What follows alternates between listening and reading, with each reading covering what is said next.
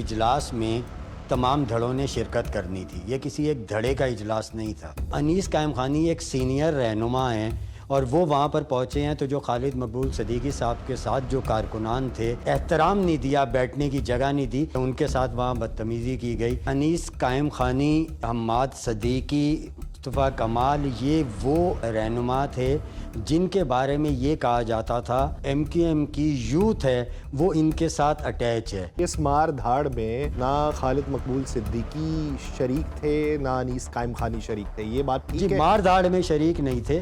مار دھاڑ میں بالکل شریک نہیں تھے. اب جو ہے وہ بات آ گئی تھی بہادر آباد مرکز پر قبضے کی.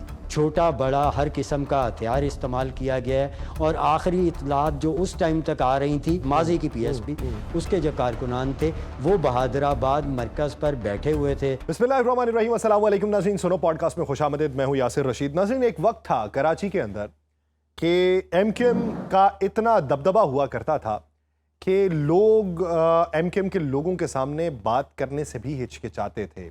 کہیں پر جو ہے وہ ڈر کا عنصر تھا, کہیں پر عزت کا عنصر تھا, کہیں پر کوئی اور وجوہات تھیں. پھر بہت سارے لوگ جو ہیں اپنی باتوں کو برداشت کے دائرے کے اندر بھی رکھا کرتے تھے, مبہم الفاظ استعمال کیا کرتے تھے. لیکن پھر وقت بدلا, دور بدلا, حالات بدلے اور ایم کیو ایم جو ہے وہ مختلف ٹکڑوں میں تقسیم ہو گئی. پھر یہ وقت آیا کہ وہ لوگ ایک دوسرے کے مخالف ہو گئے. جو دوسروں کو بات کیا کرتے تھے وہ اپنوں کے بارے میں بات کرنے لگے, جو دوسروں پہ انگلی اٹھایا کرتے تھے وہ اپنوں پہ انگلی اٹھانے لگے. ایم کیو ایم پاکستان بنی, پی ایس پی بنی, مہاجر قومی موومنٹ بنی اور اس میں وہی لوگ شامل تھے جو پہلے ایک وقت کے اندر ایک دوسرے کا ساتھ دیا کرتے تھے. وہ لوگ جو روب و دبدبے کے حامل تھے ان کا روب و دبدبہ وقت کے ساتھ جو ہے وہ ڈھلتا چلا گیا یا زائل ہوتا چلا گیا. یہ ایک مکافات عمل ہے. میں اس کے اندر کسی کی شان یا کسی کی بڑائی بیان نہیں کر رہا یا کسی کی پسپائی کا منظرنامہ وضع نہیں کر رہا. ایک ایونٹ ہوا ہے کراچی کے اندر, اس ایونٹ کی دھوم دھام بہت زیادہ جو ہے وہ اوپر اٹھی ہے. کچھ نام ایسے جو قابل احترام بھی ہیں, محترم بھی ہیں, بڑا نام بھی ہیں سیاست کے اندر. کل رات جو ایم کیو ایم کا مرکز ہے وہاں پر ایک واقعہ رونما ہوا. اطلاعات یہ آئیں کہ تھپڑوں کی بارش ہوئی ہے. کس نے کی ہے, کس کے کہنے پہ کی ہے, کس کی ایما کے اوپر کی ہے اور کس کے اوپر کی گئی اور اس کا موقف کیا ہے, یہ کہانی جاننے کی کوشش کریں گے. لیکن اس میں ہرگز مقصد یہ نہیں کہ کسی کی تذلیل کی جائے, ہرگز مقصد یہ نہیں کہ کسی کو پورٹرے کیا جائے یا کسی کے ہیروئزم کو بیان کیا جائے. اس کا مقصد صرف یہ ہے آگہی, اس کا مقصد یہ ہے کہ آنے والے دنوں کا منظرنامہ ہو کہ جو سیاست ہے وہ آپ کو کہاں سے کہاں پہ لا کھڑا کرتی ہے, عدم برداشت کا عنصر کس دور کے اندر اور کس صورت میں پیدا ہوتا ہے اور اس کے نتائج کیا نکلتے ہیں. اسی بارے میں بات کریں گے. ہمیں جوائن کیا ہے انویسٹیگیٹو ڈیسک کے ہیڈ سنو کے جناب طارق حبیب. طارق صاحب بہت شکریہ آپ کے وقت کا. طارق صاحب, کل ایک واقعہ رونما ہوا. امید کرتے ہیں کہ ہم یہ ریکارڈنگ جو کر رہے ہیں پوڈ کاسٹ کی یہ آج ہی رات کے اندر اپلوڈ ہو, تو اس واقعے کی محرکات کیا منظر عام پہ آئے ہیں اور ان محرکات پہ لوگوں کے تبصرے کیا چل رہے ہیں وہ بعد میں اس پہ جا کے گفتگو کریں گے. دیکھیں جی, یہ یاسر بھی یہ جو کل واقعہ ہوا ایم کیو ایم کے مرکز بہادر آباد میں, یہ واقعہ کوئی اچانک نہیں ہوا جیسے ابھی میڈیا پہ بہت زیادہ شور ہو رہا ہے کہ اچانک تصادم ہو گیا. میں اسے قطعی طور پہ اچانک نہیں کہتا. اس کے پیچھے پوری ایک تاریخ ہے اور وہ تاریخ جب سے یہ ایم کیو ایم بنی, یہ جو بھانمتی کا کنبہ جوڑا گیا, یہ جو ایم کیو ایم بنائی گئی, پہلے دن سے جب سے یہ بنی ہے اس کے درمیان یہ اختلافات موجود تھے جو وقت کے ساتھ ساتھ شدت اختیار کرتے چلے گئے اور اب نوبت نفرت تک پہنچ چکی ہے اور یہ نفرت اس حد تک بڑھ چکی ہے کہ کوئی دھڑا دوسرے کو قبول کرنے کو تیار نہیں ہے. نتیجہ جو ہے وہ کل والے واقعے کی صورت میں نکلا. اس میں آپ یہ دیکھیں کہ یہ بات صرف مکو لاتوں گھونسوں تک نہیں تھی. معاملہ یہ ہوا کہ جب دونوں سائیڈوں کے, تینوں سائیڈوں کے رہنما جو دھڑے تھے, ان کے جب رہنما وہاں سے چلے گئے تو کارکنان آپس میں گتھم گتھا ہوئے اور پھر یہ کارکنان جب مرکز سے باہر نکلے ہیں تو انہوں نے پرانی ایم کیو ایم کی یاد تازہ کر دی اور جو عزیز آباد کا علاقہ ہے وہ پورے کا پورا جو ہے وہ فائرنگ سے گونج رہا تھا. جو بہادر آباد کے اطراف تھے وہ پھر وہی مناظر دیکھ رہے تھے جو ماضی میں کسی وقت میں کراچی کی جو ہے وہ ایک شناخت بن گئے تھے, ایک بری شناخت بن گئے تھے. کل پھر لوگوں نے دیکھا کہ وہاں پہ ہتھیار استعمال ہوئے. ایک پولیس والے ہمیں بتا رہے تھے کہ چھوٹے ہتھیار, بڑے ہتھیار, ہر طرح کے ہتھیار کل استعمال ہوئے ہیں.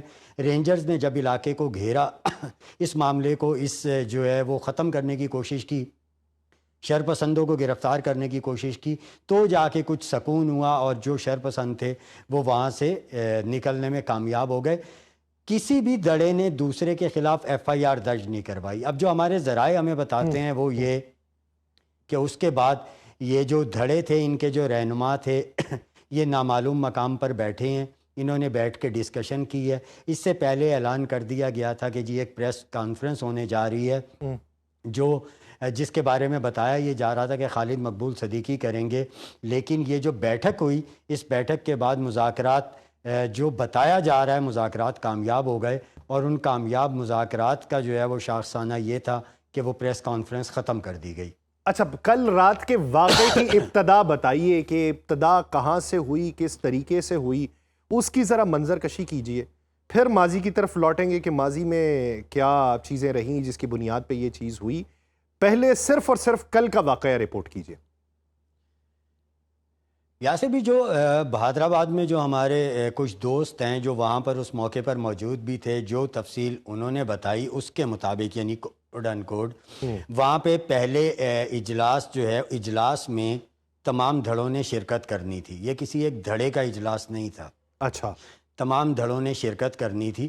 اور یہ وہاں پر جو موجود تھے لوگ, یعنی خالد مقبول صدیقی اینڈ پارٹی وہاں پہ موجود تھے, انہوں نے اجلاس شروع کر دیا تھا. اور اس کے بعد جب انیس قائم خانی اپنے کارکنوں کے ساتھ وہاں پہنچے ہیں, تو انیس قائم خانی ایک سینئر رہنما ہیں اور وہ وہاں پر پہنچے ہیں. تو جو خالد مقبول صدیقی صاحب کے ساتھ جو کارکنان تھے, انہوں نے انہیں جو ہے وہ مطلب جس طرح کہتے ہیں بدتمیزی کرنا اور احترام نہیں دیا, بیٹھنے کی جگہ نہیں دی, بلکہ اس سے بڑھ کر یہ جو بتایا جا رہا ہے کہ ان کے ساتھ وہاں بدتمیزی کی گئی, جسے دیکھتے ہوئے اچھا, اس پہ آگے بات کرنے سے پہلے انیس قائم خانی صاحب کا قد بتائیے. ماضی کے اندر جب کبھی مرکز جانا ہوا, چاہے ادھر بہادر آباد میں چاہے 90 میں, تو اس وقت انیس قائم خانی صاحب کا قد کیا تھا, ان کی آنر کس طریقے سے کی جاتی تھی, جس کا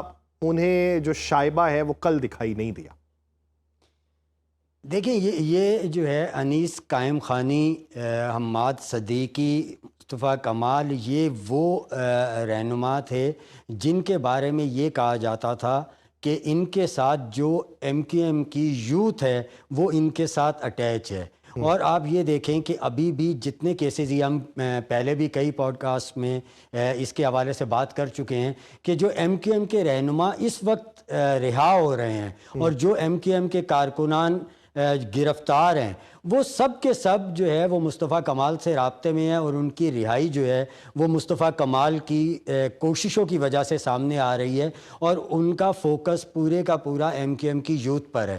اسی طریقے سے انیس قائم خانی چونکہ اس وقت ان کے ساتھ ہیں, انیس قائم خانی ماضی میں بھی ایم کیو ایم میں ریڑھ کی ہڈی کی حیثیت رکھتے تھے, اور ان کی سرگرمیاں وہ آپ نے دیکھا ہوگا وہ کبھی منظر عام پر نہیں آتے, وہ بہت زیادہ آپ کو اسکرین پہ بیٹھے ہوئے نظر نہیں آئیں گے. لیکن ایم کیو ایم میں سب سے زیادہ جو ہے وہ جو اہمیت تھی, جو ایک جیسے میں نے کہا کہ وہ ریڑھ کی ہڈی کی حیثیت رکھتے تھے.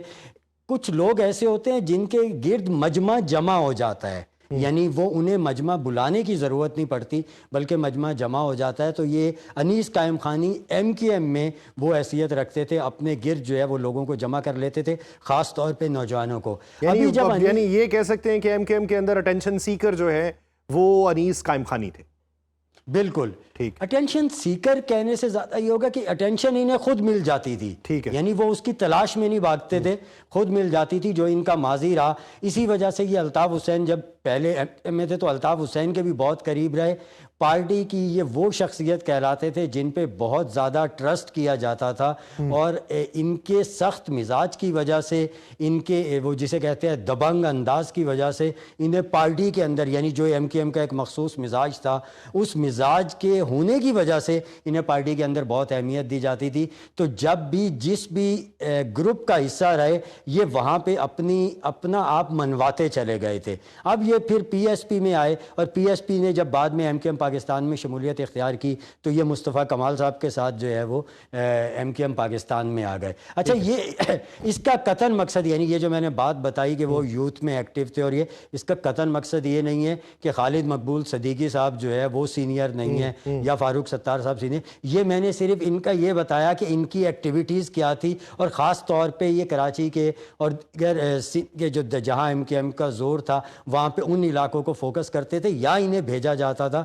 جہاں پہ یوتھ کو انٹیکٹ کرنے کی ضرورت پیش آتی تھی. تو ابھی بھی جو ہے آپ یہ دیکھیں کہ یہ انیس قائم خانی کی ایکٹیویٹیز اور مصطفیٰ کمال صاحب کی جو ایکٹیویٹیز ہیں یہ زیادہ تر جو ہے وہ ایم کیو ایم کی یوتھ کے گرد. پھر اب آئیں طارق بھائی, کل رات پہ ایگزیکٹ منظرنامہ آپ کو کوٹ اینڈ کوٹ کیا بتایا گیا کہ ابتدا کس بات سے ہوئی؟ دیکھیں, اب اس میں جو ہے وہ جو خالد مقبول صدیقی صاحب کا جو گروپ ہے اس کے جو لوگ ہیں وہ یہ بتاتے ہیں کہ انیس قائم خانی صاحب کے کارکن جو ساتھ تھے انہوں نے پہل کی, مار پیٹ کی, تشدد کیا. کس وجہ سے؟ نہیں طارق بھائی ایسے تو ہو نہیں سکتا نا کہ اندر گھسے اور اندر گھس کے صرف مار پیٹ کرنی شروع کر دی. نہیں یاسر بھائی, یہ ہم نے پہلے بات کی نا کہ جب یہ اندر داخل ہوئے ہیں تو جو خالد مقبول صدیقی صاحب کے گروپ کے کارکن, اب یہ جو بتا رہے ہیں یعنی میں انیس قائم خانی صاحب کے ساتھ جو لوگ تھے ان میں جو ہمارے کچھ دوست ہیں جو ذرائع ہیں وہ یہ بتا رہے ہیں کہ یہ اندر داخل ہوئے ہیں, انیس قائم خانی صاحب کے ساتھ بدتمیزی کی گئی, جس کی وجہ سے خالد مقبول صدیقی گروپ جو ہے اس کے لوگوں نے جب بدتمیزی کی تو جو ان کے ساتھ کارکنان تھے وہ یعنی برس پڑے, تلخی سے نوبت ہاتھا پائی تک آئی, جو بعد میں پھر فائرنگ تک پہنچی. یہ ایک سائیڈ کا موقف ہے. پھر خالد مقبول صدیقی صاحب کے ساتھ جو لوگ تھے انہوں نے بتایا کہ یہ آئے ہیں, کارکن بیٹھے ہوئے تھے اور کارکنوں نے جگہ نہیں دی, تو انیس قائم خانی صاحب وہاں دھاڑے ہیں, جیسے میں نے آپ کو بتایا کہ ان کا مزاج ہے, سخت ہیں, اور پھر جو ہے وہ انہیں توقع نہیں تھی کہ اتنے سینئر جو ہے رہنما ہی ہیں ایم کیو ایم کے اور انہیں کارکن ہی جگہ نہیں دیں گے. یہ وہاں پہ دھاڑے ہیں, تو وہاں جو موجود کارکن تھے وہ ان کے ساتھ جو ہے وہ تلخی ہوئی ہے اور بات پھر بڑھی. اس دوران بتایا یہ گیا ہے کہ خالد مقبول صدیقی صاحب نکل گئے تھے وہاں سے. اچھا, یعنی اس مار دھاڑ میں جو ہے وہ نہ خالد مقبول صدیقی شریک تھے نہ انیس قائم خانی شریک تھے, یہ بات ٹھیک ہے؟ مار دھاڑ میں شریک نہیں تھے.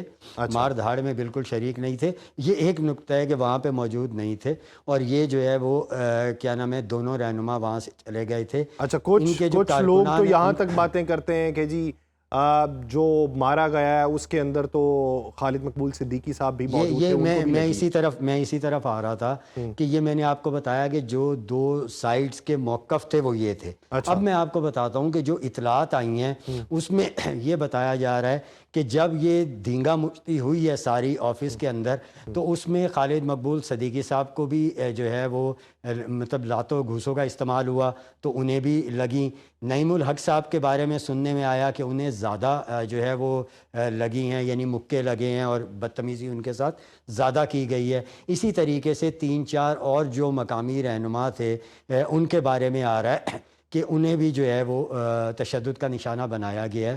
لیکن اس دوران جو ہے وہ ان کے کارکنوں نے انہیں بچا کے وہاں سے نکال دیا گیا تھا. یعنی آپ کو پہلے جو انیس قائم خانی صاحب کے ساتھ کارکنان تھے ان کی جو موقف تھا وہ بھی بتایا, خالد مقبول صدیقی صاحب کا بھی, اور آخر میں جو ہمارے پاس اطلاعات تھی وہ بھی آپ کو بتائیں. جب یہ رہنما وہاں سے چلے گئے ہیں تو ان کے کارکنوں کے درمیان لڑائی نہیں تھمی تھی, کیونکہ اب جو ہے وہ بات آ گئی تھی بہادر آباد مرکز پر قبضے کی.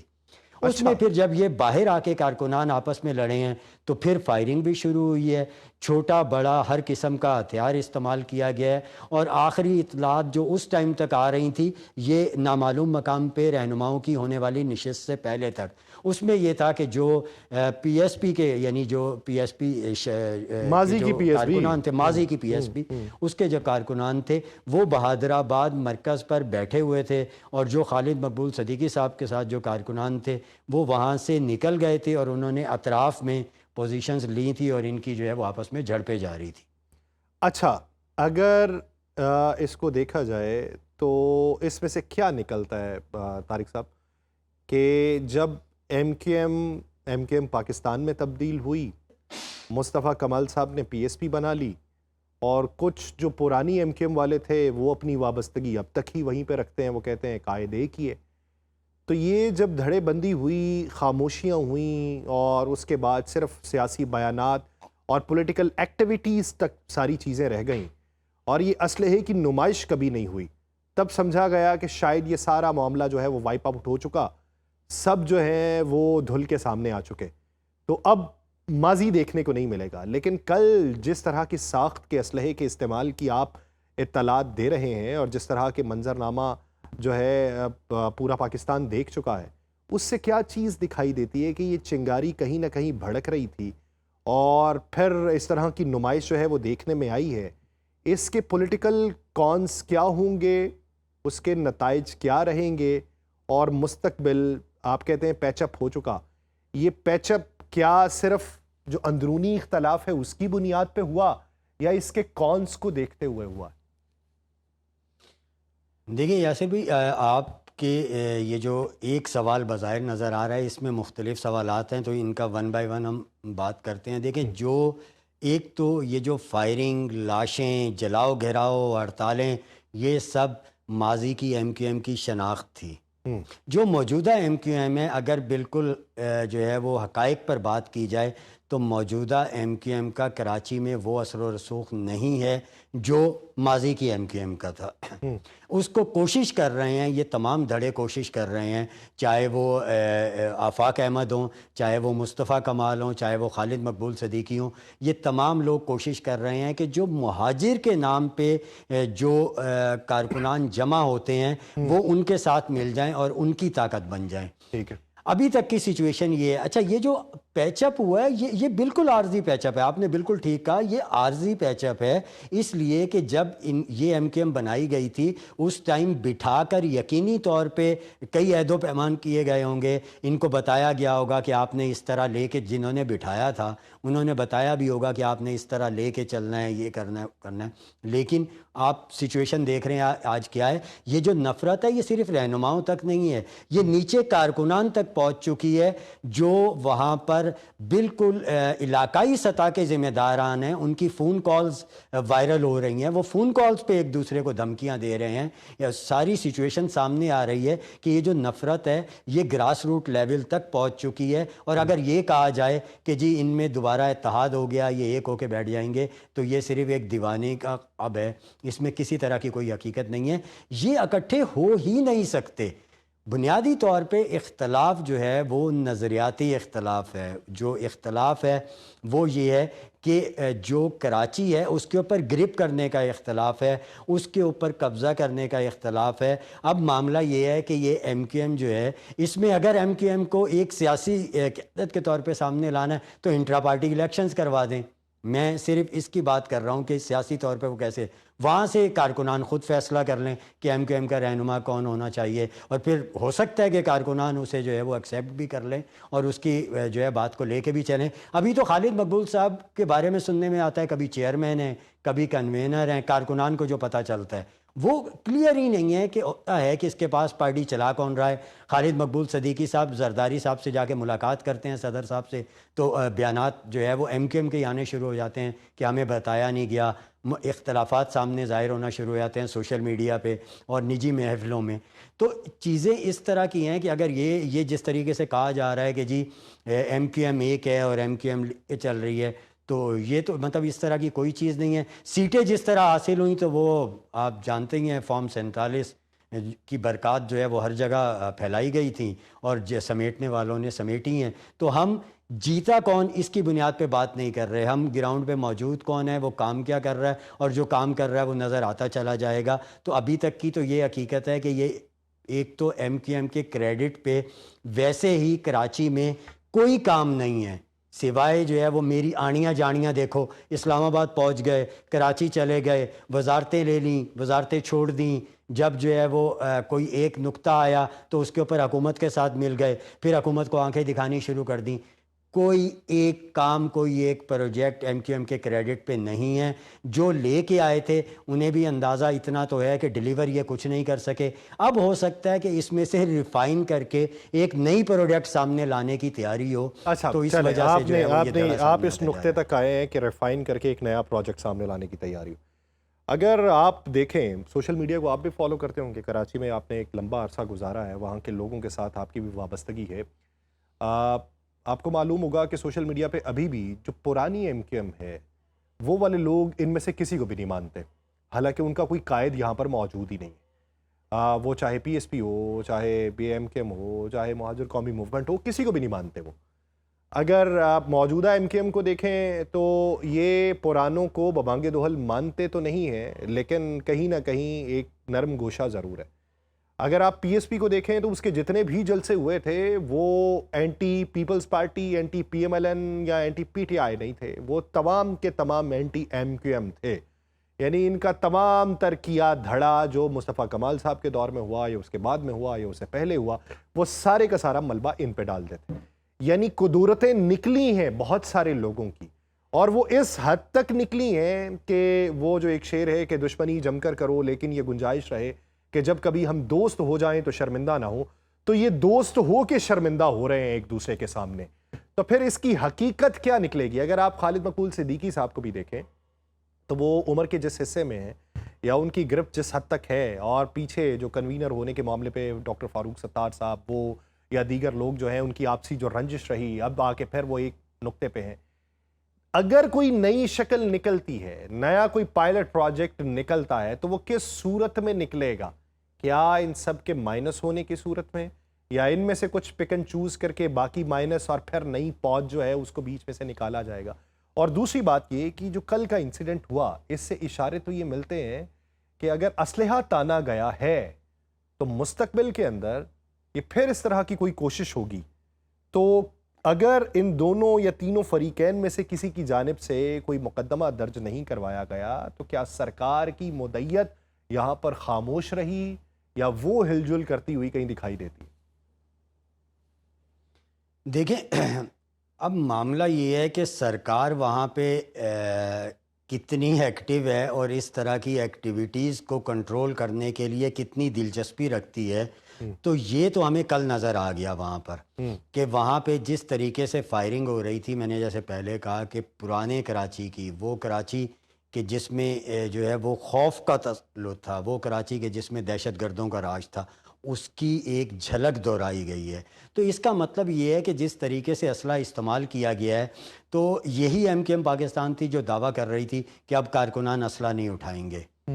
کارکنوں سے اسلحہ لے لیا گیا ہے. اگر اسلحہ لے لیا گیا ہے تو کل کارکنان کیا چلا رہے تھے؟ شبرات کے پٹاخے تھے وہ. یقینی طور پہ اسلحہ موجود ہے, اسلحہ اسی طریقے سے موجود ہے. اور آپ نے بالکل ٹھیک کہا کہ یہ کراچی کے مستقبل کی ایک جھلک بھی ہو سکتی ہے کہ بھائی یہ اب گراؤنڈ دے دیا گیا ہے کہ آپ پرانا کراچی واپس جو ہے وہ لے کے آؤ, وہ کراچی کہ جس سے جو ہے وہ لوگ خوف کھاتے تھے. تو یہ چیزیں یہاں پر اب معاملہ یہ ہے کہ سرکار یعنی پیپلز پارٹی کی گورنمنٹ ہے, ایکشن کیوں نہیں لیا گیا؟ اب معاملہ یہ ہے کہ ایم کیو ایم میں جتنی زیادہ تصادم جاری رہے گا, جتنی کشیدگی جاری رہے گی, پیپلز پارٹی کو فائدہ ہوتا رہے گا.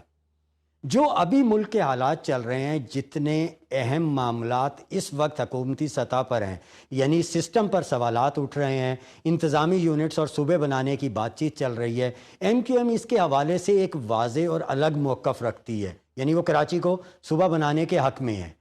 تو ایم کیو ایم کا اور پیپلز پارٹی یقینی طور پہ اس کے خلاف ہے. تو ایم کیو ایم جتنی زیادہ آپس میں انگیج رہے گی, اس کا فائدہ پیپلز پارٹی کو پہنچتا رہے گا.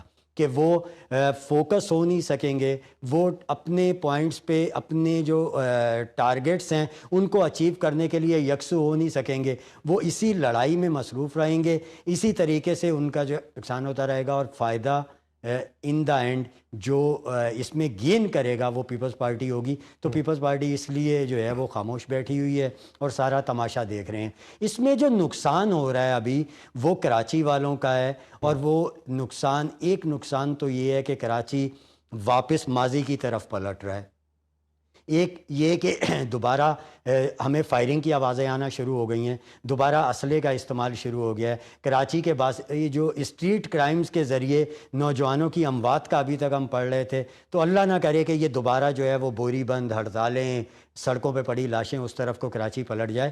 لیکن اس کے ساتھ ساتھ ایک معاملہ اور ہے، اور وہ یہ ہے کہ یہ جیسے آپ نے بات کی کہ کسی پک اینڈ چوز کا معاملہ ہے اس پارٹی میں سے، یقینی طور پہ ایسا ہوگا. اس کی وجہ آپ کو میں ایک اور بتاتا ہوں، کل ہم نے اس کے اوپر خبر بھی بریک کی اور آج اس کا فالو اپ بھی دے رہے ہیں. اس میں یاسر بھائی ایم کیو ایم کے ایک رہنما کو گرفتار کیا گیا، اس کے پاس سے جو چیزیں برآمد ہوئیں، جو موبائل فون کا اس کا ڈیٹا جمع کیا گیا، اس سے پتہ یہ چلا کہ جو ایف آئی آر میں درج ہے این سی سی آئی اے کی، اس میں یہ بتایا گیا کہ اسٹیٹ کے مخالف جو بیانیہ تھا اسے باقاعدہ تشکیل دیا جا رہا تھا اور اس کا پروپیگنڈا کیا جا رہا تھا اپنے پیج سے. یہ اس ایف آئی آر میں کہا جا رہا ہے جس ایف آئی آر کی کمپلیننٹ ریاست ہے تھرو اسٹیٹ. یہ کب کی بات ہے؟ یہ کب کی بات ہے؟ یہ ابھی 4-5 دن پہلے جو ہے یہ گرفتاری عمل میں آئی تھی. اچھا.